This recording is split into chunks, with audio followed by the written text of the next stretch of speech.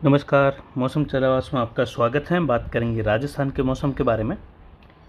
आज 10 जून 2023 शाम 7 बजे का मौसमी आकलन है। अभी के हिसाब से देखें तो पश्चिमी राजस्थान के आसपास से लगाकर मध्य पाकिस्तान पर जो है एक सर्कुलेशन का प्रभाव बना हुआ है, जहां पर एक WD मध्यम रूप में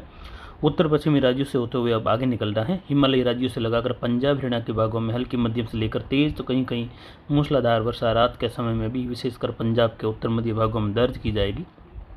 वहीं अगले 24 घंटों के दौरान राजस्थान के जैसलमेर के उत्तरी भागों से लगाकर गंगानगर, हनुमानगढ़, बीकानेर, चूरू, झुंझुनू, सीकर के उत्तरी भाग अलवर से लगाकर दक्षिण पंजाब, दक्षिणी हरियाणा, दिल्ली के आसपास से लगाकर इन क्षेत्रों में मेघ गर्जन के साथ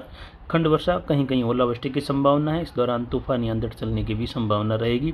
हल्की मध्यम से लेकर तेज तो कहीं कहीं मूसलाधार वर्षा खंड वर्षा के रूप में रहेगी, यानी कुछ दायरे में तेज बारिश तो कुछ दायरे बिल्कुल ही शुष्क तो कहीं जो है बूंदाबांदी। भारत के मैप पर देखें तो एक WD जो है उत्तरी राज्यों से होते हुए गुजरा है, तो वहीं मुख्य सिस्टम तूफान बीफर जो है इस समय जो है उत्तर मध्य अरब सागर की ओर पहुंच चुका है और ये लगभग मुंबई के अब पश्चिम दक्षिण पश्चिम की ओर बना हुआ है, तो वहीं पोरबंदर के दक्षिण की ओर बना हुआ है। आने वाले 24 घंटों के दौरान तूफान उत्तर दिशा में बढ़ता रहेगा और ये एक्सट्रीमली सीवियर साइक्लोन की कैटेगरी में पहुंच जाएगा, यानी अब जितना मजबूत बना हुआ है वेरी सीवियर साइक्लोन, इससे भी ज़्यादा मजबूत कैटेगरी में इसके जाने की संभावना है। पूर्वोत्तर राज्यों के आसपास वेलमार्क सिस्टम बना हुआ है। आज मानसून और आगे बढ़ा, यानी 8 जून को केरल में मानसून की दस्तक होने के बाद 9 जून को जो है उसी स्थिति में बना रहा, लेकिन आज 10 जून को पूर्वोत्तर भारत के सभी राज्यों में मानसून ने दस्तक दी है एक साथ ही। यानी यहाँ पर देखें तो जो त्रिपुरा, मिजोरम, मेघालय, मणिपुर, आसाम, अरुणाचल प्रदेश और पश्चिम बंगाल के उत्तर पूर्वी भागों तक मानसून पहुँच गया। नागालैंड के क्षेत्रों सहित मानसून ने दस्तक दी। वहीं अब जो है पूर्वोत्तर राज्यों के केवल जो सिक्किम के क्षेत्र हैं वहाँ पर अगले 24 घंटों में इसके पहुँचने की 100% संभावनाएँ बनी हुई है, यानी अगले 24 घंटों के दौरान सिक्किम के क्षेत्रों में भी ये दस्तक दे देगा। और उसके बाद जो है ये पश्चिम बंगाल के क्षेत्र हैं, कुछ बिहार, झारखंड के क्षेत्रों की ओर आगे आने वाले समय में बढ़ने की संभावनाएं काफ़ी बनी हुई है। आने वाले समय में देखें तो पूर्वोत्तर राज्यों में भारी से अति भारी वर्षा से बाढ़ जैसे हालात नज़र आ सकते हैं आने वाले 5 से लगाकर 10 दिनों के मध्य। वहीं दक्षिण भारत में भी देखें तो दक्षिण भारत में जो है मानसून आगे बढ़ते हुए केरल के सभी क्षेत्रों को पार करते हुए कर्नाटक के दक्षिण पश्चिमी क्षेत्रों को भी जो है कवर किया है और गोवा के तट तक या कह सकते हैं गोवा के द्वार तक पहुंच चुका है। अब अगले 24 घंटों के दौरान कर्नाटक और कुछ तमिलनाडु के क्षेत्रों से लेकर महाराष्ट्र के भागों में गोवा सहित दस्तक देने की संभावना है। साथ ही जल्द ही पश्चिम घाट क्षेत्रों में भी जो है मुंबई सहित मानसून के दस्तक देने की संभावना है। इसके जो पश्चिमी छोर है NLM का, वह जो है जल्द ही उत्तर की ओर बढ़ता हुआ दिखाई देगा तूफान के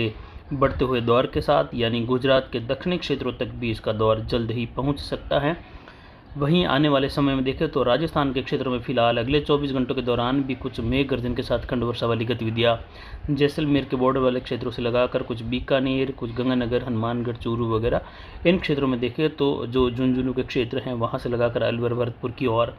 मेघ गर्जन के साथ खंड वर्षा, कहीं कहीं अंधड़ वाली गतिविधि, तूफानी गतिविधि देखने को मिल सकती हैं। यहीं पर ट्रपनुमा गतिविधियाँ बनी हुई, एक सर्कुलेशन बना हुआ है। आने वाले समय में देखें तो जो बंगाल की खाड़ी के क्षेत्र है वहाँ पर जो वेलमार्क सिस्टम बना हुआ है वह भी जो है कुछ उत्तर की ओर बढ़ेगा, तो पूर्वी भारत में मानसून और आगे बढ़ेगा। और उस दौरान जो है आगे आने वाले समय में म्यांमार के आसपास से लगाकर म्यांमार होते हुए सिस्टम बंगाल की खाड़ी की ओर आने वाले तीसरे चौथे सप्ताह के मध्य प्रवेश करते हुए बंगाल की खाड़ी में फिर से निम्न दबाव और डिप्रेशन के रूप में आगे बढ़ते हुए मानसून को और गति देंगे और पूर्वी मध्य भारत तक जो है बारिश की गतिविधियों में बढ़ोतरी होगी, जिससे ट्रप जो है एक बार राजस्थान के उत्तर मध्य भागों से लेकर मध्य प्रदेश और छत्तीसगढ़ के इलाकों से होते हुए बंगाल की खाड़ी तक बन सकती हैं, जो कि तीसरे सप्ताह के अंतिम दिनों के आसपास से लगाकर चौथे सप्ताह के आसपास के समय में। वहीं यहाँ पर देखें तो राजस्थान के क्षेत्रों में जो है फिलहाल बारिश की गतिविधियाँ जो है केवल उत्तर पश्चिम कुछ उत्तर पूर्व के बॉर्डर पर रहेगी। वहीं ज़्यादातर राजस्थान में जो है मौसम उमस भरा रहेगा। अरब सागर से आने वाली लगातार नम हवाओं के कारण आर्द्रता यहाँ पर बढ़ रही है और दूसरी ओर जो है तूफान विपर जो है उत्तर की ओर लगातार मजबूत होते हुए आगे बढ़ रहा है। इसके गुजरात के उत्तर पश्चिमी इलाकों से लेकर पाकिस्तान के कराची के बीच वाले इलाकों के आसपास जो है 15 जून को यहाँ पर टकराने की संभावना है। वहीं देखें तो जिस जगह पर अब तूफान बना हुआ है वहाँ पर जो है समुद्री सतह का तापमान 31 डिग्री प्लस बना हुआ है, जिससे ये तूफ़ान जो है और मजबूत होगा, क्योंकि अब तक पिछले 24 घंटों के दौरान जिस जगह पर से तूफ़ान आगे बढ़ रहा था वहाँ पर तापमान, समुद्री तापमान जो है या जो समुद्री सतह का तापमान है 30 डिग्री के आसपास था, लेकिन अब 31 से 31.5 डिग्री के आसपास के तापमान से होते हुए ये गुजरेगा अगले 48 घंटों तक, जिससे ये वेरी सीवियर साइक्लोन या उसके बाद कह सकते हैं एक्सट्रीमली सीवियर साइक्लोन की कैटेगरी में जाएगा। और जैसे जैसे उत्तर की ओर बढ़ेगा तो एक अनुमान ये भी सभी जता रहे थे कि जो तटीय किनारे हैं गुजरात के, जो सौराष्ट्र रीजन के, कच्छ रीजन के और पाकिस्तान के इलाके हैं दक्षिण पूर्वी, वहाँ पर समुद्री सतह का तापमान कम रहेगा, जिससे यहाँ पर आते हुए तूफान कमज़ोर होगा और उसके बाद जो है ये कमज़ोर स्थिति में टकराएगा, जिससे ज़्यादा नुकसान की संभावना नहीं है। लेकिन यहाँ पर देखिए तो सतही तापमान जो है 30 डिग्री तक तटीय किनारों पर बन रहे हैं और मिट्टी की गहराई में देखें तो लगातार जो तापमान है वह भी बढ़ रहा है।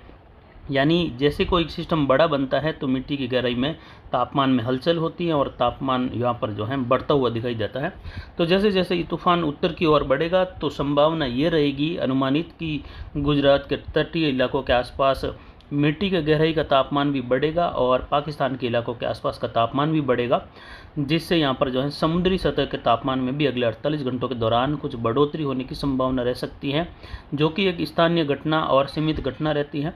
जिसे बड़ी घटना नहीं कह सकते। लेकिन अगर 30 डिग्री के आसपास तापमान अनुमानित जो बन रहा है, अगर ये अनुमानित तापमान यहाँ पर बने तो ये तूफ़ान जो है सीवियर साइक्लोन की कैटेगरी में गुजरात या फिर जो है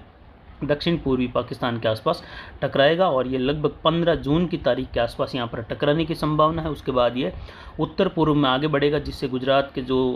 सौराष्ट्र रीजन के तटीय किनारे हैं दक्षिणी पश्चिमी, वहाँ पर भारी से बहुत भारी वर्षा और तूफानी हवाएं देखने को मिलेगी। 100 किलोमीटर से भी ज़्यादा प्रति घंटे की रफ्तार के झोंके देखने को मिल सकते हैं। वहीं कच्छ रीजन के क्षेत्रों में भी जो है तूफ़ानी हवाओं का दौर दक्षिण पूर्वी पाकिस्तान से लगाकर, जिससे पाकिस्तान के कराची के आसपास से लगाकर उमरकोट होते हुए सिंध प्रांत के क्षेत्रों में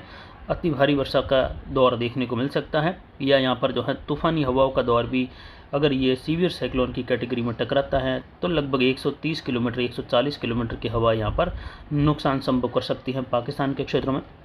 सीवियर साइक्लोन की कैटेगरी में टकराने के बाद ये जो है राजस्थान के दक्षिण पूर्वी उत्तरी गुजरात के क्षेत्रों से होते हुए आगे बढ़ सकता है, यानी बाड़मेर जोधपुर के इलाके हैं, कुछ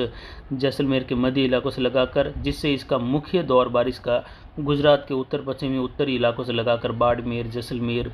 पाली, सिरोही, जालोर के क्षेत्र हैं, अजमेर संभाग के क्षेत्र हैं, पाली संभाग के जितने भी क्षेत्र हैं वहाँ से लगाकर उदयपुर, कोटा संभाग और भरतपुर, जयपुर संभाग हैं। वहीं बीकानेर संभाग के क्षेत्रों में भी मध्यम से तेज़ वर्षा होने की संभावना रहेगी अगर इस प्रकार ये आगे बढ़ता है तो।